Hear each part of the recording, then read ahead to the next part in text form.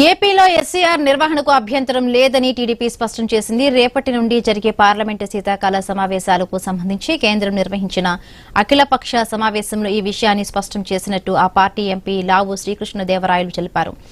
ఏపీలో రైతులు తీవ్ర కష్టాలు ఎదుర్కొంటున్నారని, వారి సమస్యలపై చర్చ జరపాలని కోరారు. కృష్ణా జలాల పంపిణీపై సభలో చర్చించాలని కోరారు. కృష్ణా నది వాటర్ డిస్ట్రిబ్యూషన్ సంబంధించి రీఆర్గనైజేషన్ జరిగిన తర్వాత ఆంధ్రాకి తెలంగాణకి మధ్య నిలిచిపోయిన ముఖ్యమైన విషయాలు ఇది ఒకటి. దీనిపైన చర్చ జరగాలి. ఎందుకంటే రాష్ట్రానికి సంబంధించి, ఆంధ్రాకి సంబంధించి ఇరిగేషన్ వాటర్ కానీ, డ్రింకింగ్ వాటర్ కానీ ఈ డిస్ట్రిబ్యూషన్ సరైన క్లారిటీ లేనందువల్ల చాలా ఇబ్బంది పడతా ఉన్నాం. పైగా మన టైలెండ్ లో ఉన్నాము.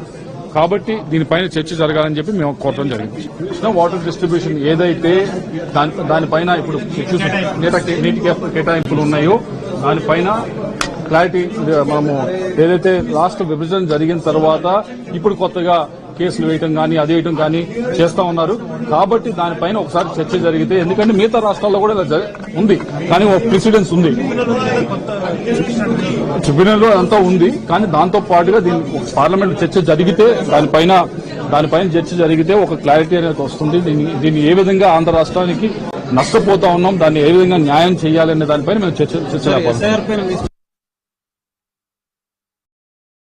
బీహార్లో ఎలక్షన్ జరిగింది. బీహార్లో ఎలక్షన్ జరిగిన తర్వాత రిజల్ట్ చూసాము. రిజల్ట్ చూసిన తర్వాత నిజంగా వాళ్ళు చెప్పిన వాటికి నిజం లేదు అనేది పూర్తిగా వాస్తవంగా తెలుస్తా ఉంది. 60 లక్షల మంది 50 లక్షల మంది ఓటర్ లిస్టులు లేదు. నిజంగా 50 లక్షల మంది ఓట్లు లేకపోతే, 60 లక్షల మంది ఓట్లు లేకపోతే ఎక్కడైనా గొడవ జరగకుండా ఉంటుందా? ఇప్పుడు నేను చూస్తా ఉన్నా మా కాన్స్టిట్యూన్సీ ఎలక్షన్ జరుగుతుంది.